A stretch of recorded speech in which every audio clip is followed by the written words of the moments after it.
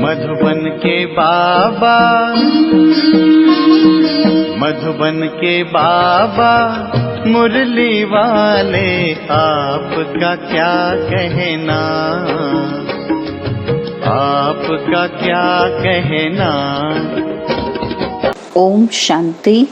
आज 16 जुलाई 2022 के साकार मधुर महावाक्य हैं। आज मीठे मीठे बाप दादा बोले, मीठे बच्चे, बाप समान पतितों को पावन बनाने का धंधा करो, तब ही बाप के दिल पर चढ़ेंगे। बाबा ने कहा, मीठे बच्चे, बाप समान पतितों को पावन बनाने का धंधा करो, तब ही बाप के दिल पर चढ़ेंगे। बाबा ने आज प्रश्न पूछा कि किन बच्चों में गुणों की धारणा सहज होती है, उनकी निशानियां क्या होंगी। और उत्तर में बाबा ने बताया कि जो बच्चे पुराने मित्र संबंधियों से, पुरानी दुनिया से बुद्धि योग निकाल नष्ट मोहा बनते हैं, उनमें सर्व गुणों की धारणा सहज होती है। वह कभी किसी की निंदा करके एक दो की दिल खराब नहीं करते, बाप को पूरा पूरा फॉलो करते हैं, सांवरे को गोरा, खारे को मीठा और पतितों को पावन बनाने की सेवा का सबूत देते हैं, सदा हर्षित रहते हैं। मुरली का गीत है, किसने ये सब खेल रचाया। ओम शांति। तुम बच्चे जानते हो कि हम अभी ईश्वरीय संतान व संप्रदाय हैं। उसके पहले हम आसुरी संप्रदाय थे। अभी हमको ईश्वरीय मत मिलती है। ईश्वरीय मत क्या सिखाती है? पतितों को पावन बनाना। अब हर एक अपनी दिल से पूछते रहें, जबकि हम पतित पावन की संतान हैं, तो भी हम बाप का धंधा करते हैं या नहीं, ये पूछना है अपने आप से। दुनिया में तो बाप का धंधा अलग, तो बच्चों का धंधा अलग अलग होता है। अनेक प्रकार के धंधे हैं, अनेक प्रकार की मतें हैं। बाप की मत अलग तो बच्चे की मत अलग। यह फिर है ईश्वरीय मत। तुम बाप को जानते हो। दुनिया सिर्फ गाती है, जानती नहीं है कि कैसे पतित पावन बाप आकर पावन बनाते हैं।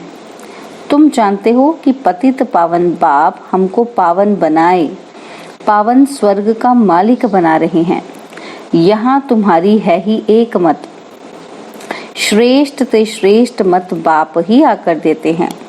जो अपने को ईश्वरीय औलाद निश्चय करते हैं, उनको अपनी दिल से पूछना है। जो निश्चय ही नहीं करते, उनसे ये धंधा हो भी नहीं सकेगा।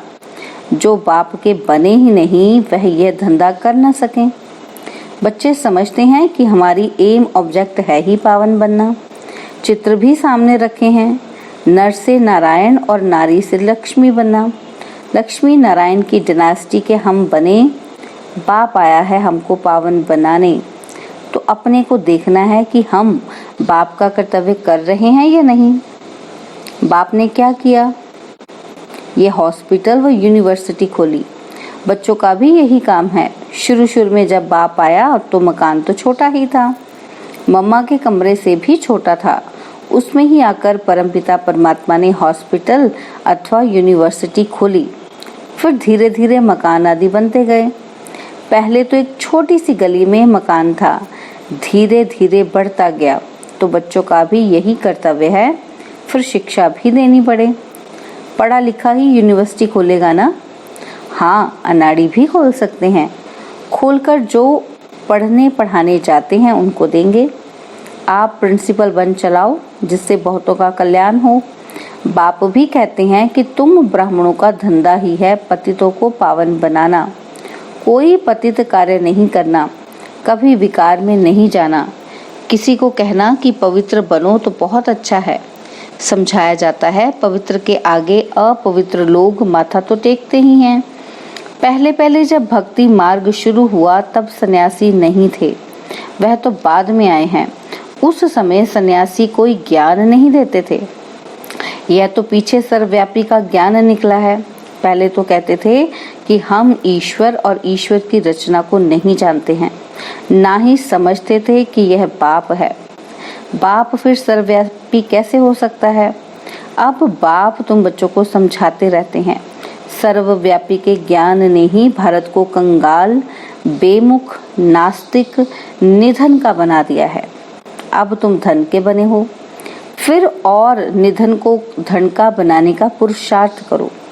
जो पंडा बन आते हैं तो धन का बनाकर धनी के पास ले आते हैं ना, उनको भी कशिश होती है कि बरोबर धनी बेहद के बाप से हमको बेहद का वर्षा मिलता है। बेहद का वर्षा है बेहद स्वर्ग की बादशाही, हद का वर्षा है नरक, नरक में दुख है, इसलिए इसको बादशाही नहीं कहेंगे, गधाई कहेंगे। अब बच्चों को बाप की सेवा करनी चाहिए, पतितों को पावन बनाना है, सारा दिन यही धंधा करना चाहिए। पतितों को पावन कैसे बनाएं?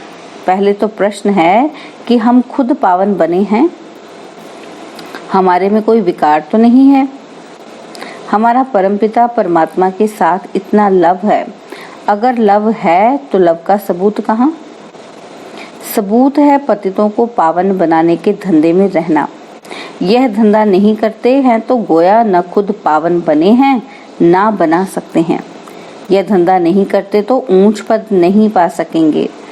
कल्प कल्पांतर की बाजी हो जाएगी, समझेंगे कि इनकी तकदीर में नहीं है। ईश्वर को पाया भी फिर भी धंधा ना सीखे। बाप के दिल पर चढ़ेंगे जो पावन बनाने का धंधा करेंगे। मनुष्य को कौड़ी से हीरे जैसा देवता बनाने का पुरुषार्थ करना होता है। मम्मा बाबा भी वही पुरुषार्थ करते हैं। बाबा भी सर्विस पर जाते हैं, बच्चों के तन में विराजमान हो पतितों को पावन बनाने का रास्ता बताते हैं।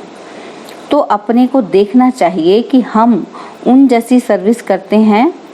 अगर नहीं करते तो दिल पर चढ़ नहीं सकते। कई तो मोहवश फंसे हुए रहते हैं। बाप से तो एक रस लव होना चाहिए ना, और सबसे नष्टो मोहा होकर दिखाना है। पुराने मित्र संबंधियों, पुरानी दुनिया से मोह निकल जाना चाहिए। जब वह निकले तब गुण धारण हो। कई बच्चे तो सारा दिन क्या करते रहते हैं? एक दो का दिल खराब करते, निंदा करते रहते हैं। फलाना ऐसे करते हैं, ये ऐसा है। पहले तो अपने को देखना है कि हम क्या करते हैं। हम बाप को फॉलो करते रहते हैं। फॉलो करें तब खुशी का पारा चढ़े। सर्विस करने वाले खुशी में सदैव हर्षित रहते हैं। नाम तो निकलता है ना।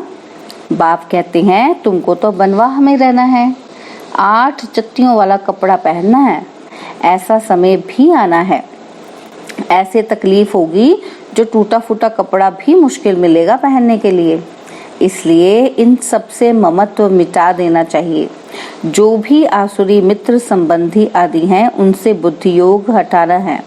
अपनी चढ़ती कला है उसका भी सबूत चाहिए ना। जो पंडे बन आते हैं वे सबूत देते हैं। सर्विस लायक बनना है, ऐसे नहीं कि डिस सर्विस करे, लून पानी हो, आपस में ही झगड़ते रहें। डिस सर्विस करने वालों का पद भ्रष्ट हो जाता है। मनुष्य में कितने लून पानी हो रहते हैं, बात मत पूछो। तुम्हारा धंधा है उनको बहुत मीठा बनाना। कोई ऐसे फिर लून पानी बनने वाले मिल जाते हैं तो कहते हैं भाभी यह भी सहन करना है हमको, फिर भी प्यार से नमक को चेंज कर मीठा बनाना है। देखो सूर्य में कितनी ताकत है, जो खारे सागर से पानी खींच कर मीठा बना देते हैं। यह भी उन्हों की सर्विस है ना। इसलिए इंद्र देवता कहते हैं वर्षा बरसाते हैं। तो बच्चों में भी इतनी ताकत होनी चाहिए। ऐसे नहीं कि और ही खारे बना दें। कोई तो खारा, बाबा कहते कोई तो खारा भी बना देते हैं। उनकी शक्ल ही प्रत्यक्ष हो जाती है। खारे की शक्ल सांवरी और मीठे की शक्ल गोरी। तुमको तो खुद गोरा बन और सांवरों को भी गोरा बनाना है। बाप कितनी दूर से आकर ये सर्विस सिखलाते हैं। बाप की सर्विस ही यही है, पतितों को पावन बनाना। बहुतों को पावन बनाएंगे तो बाबा इनाम भी देंगे। दिल से पूछना है कि हम कितनों को गोरा बनाते हैं। अगर नहीं बनाते हैं तो जरूर कोई कुकर्म करते हैं। बाप की मत पर ना चलने से कुकर्म ही करते हैं। फिर पावन बनाने वालों के आगे भरी ढोनी पड़ेगी।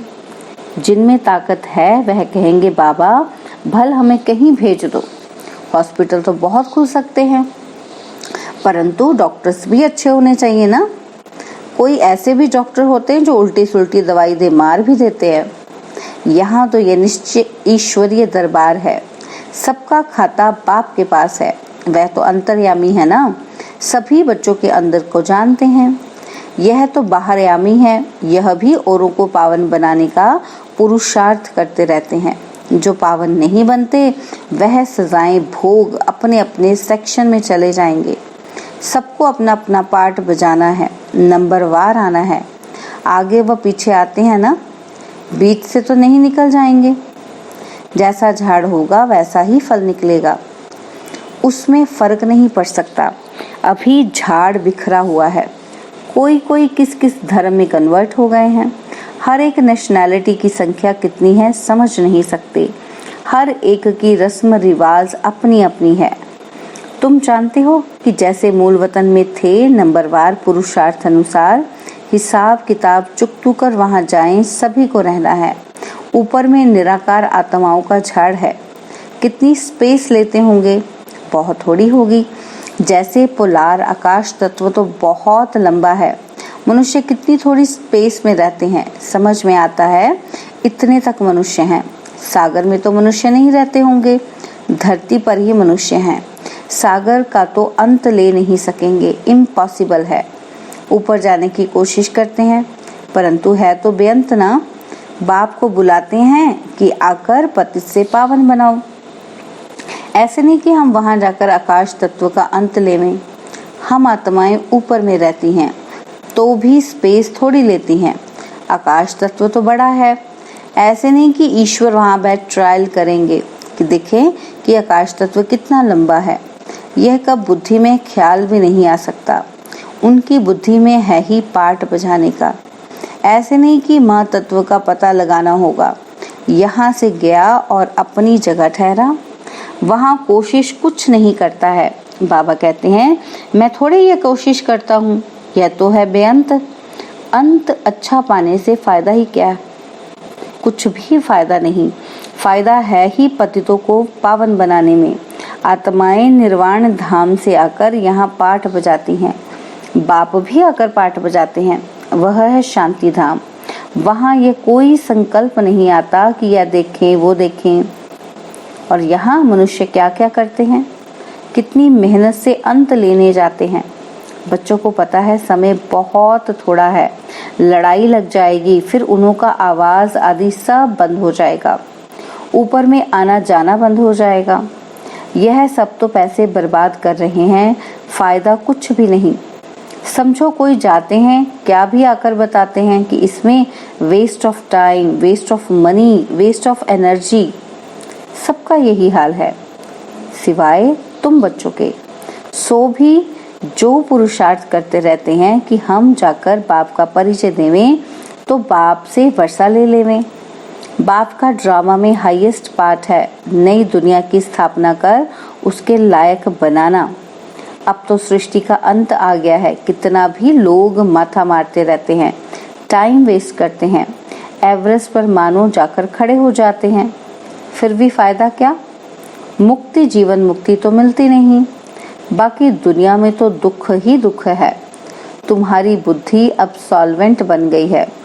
तुम पुरुषार्थ करते हो औरों को आप समान बनाने का। स्कूल के टीचर्स, प्रिंसिपल्स को भी यही समझाओ। बेहद की हिस्ट्री, ज्योग्राफी तो सिखलाते नहीं हैं। सतयुग से त्रेता, द्वापर, कलयुग कैसे होता है, यह है बेहद की हिस्ट्री, ज्योग्राफी। इनको जानने से तुम चक्रवर्ती बनेंगे। हम ये वर्ल्ड की हिस्ट्री, ज्योग्राफी समझाते हैं। सृष्टि का चक्र कैसे फिरता है, आओ तो हम तुमको परमपिता परमात्मा का परिचय देवें। जिसको निराकार कहते हैं उनकी हम बायोग्राफी सुनाएं। ब्रह्म योगी तो ब्रह्म का ही ज्ञान देते हैं, फिर कहेंगे कि ब्रह्म सर्वव्यापी है। परमात्मा तो नॉलेजफुल है, ज्ञान का सागर है। तत्व को ज्ञान का सागर थोड़ी कहेंगे। बाप तो बच्चों को भी आप समान ज्ञान का सागर बनाते हैं। वह तत्व कैसे आप समान बनाएंगे? अच्छा, मीठे मीठे सिकिलदे बच्चों प्रति माता पिता बाप दादा का याद प्यार और गुड मॉर्निंग।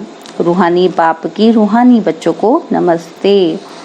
हम रूहानी बच्चों की रूहानी बाप दादाजी को दिलवा जान सिकवा प्रेम से नमस्ते। ओम शांति। प्यारे बाबा, मीठे बाबा, मेरे बाबा, शुक्रिया बाबा, शुक्रिया बाबा, शुक्रिया बाबा। धारणा के लिए मुख्य सार है। पहला पॉइंट है, चढ़ती कला का सबूत देना है। सबसे मोह निकाल सर्विस लायक बनना है। अपने आप को देखना है, दूसरे की निंदा करके एक दो की दिल खराब नहीं करनी है। कोई भी कुकर्म नहीं करना है। सेकंड पॉइंट है, बाप समान रहम दिल बनना है। कौड़ी से हीरे जैसा बनने का पुरुषार्थ करना है। लून पानी अर्थात खारे को मीठा बनाने की सेवा करनी है। बाबा ने वरदान दिया, कर्म और योग के बैलेंस द्वारा निर्णय शक्ति को बढ़ाने वाले सदा निश्चिंत भव। कर्म और योग के बैलेंस द्वारा निर्णय शक्ति को बढ़ाने वाले सदा निश्चिंत भव। सदा निश्चिंत वही रह सकते हैं जिनकी बुद्धि समय पर यथार्थ जजमेंट देती है, क्योंकि दिन प्रतिदिन समस्याएं, सर्कमस्टांस और टाइट होने हैं। ऐसे समय पर कर्म और योग का बैलेंस होगा तो निर्णय शक्ति द्वारा सहज पार कर लेंगे। बैलेंस के कारण बाप दादा की जो ब्लेसिंग प्राप्त होगी, उससे कभी संकल्प में भी आश्चर्यजनक प्रश्न उत्पन्न नहीं होंगे। ऐसा क्यों हुआ, यह क्या हुआ, यह क्वेश्चन ही नहीं उठेगा। सदैव यह निश्चय पक्का होगा कि जो हो रहा है उसमें कल्याण छिपा हुआ है। स्लोगन है, एक बाबा से सर्व संबंधों का रस लो और किसी की भी याद ना आए। स्लोगन, एक बाबा से सर्व संबंधों का रस लो और किसी की भी याद न आए। ओम शांति। और अब यह एक बहुत अच्छी वीडियो भी जरूर देखें।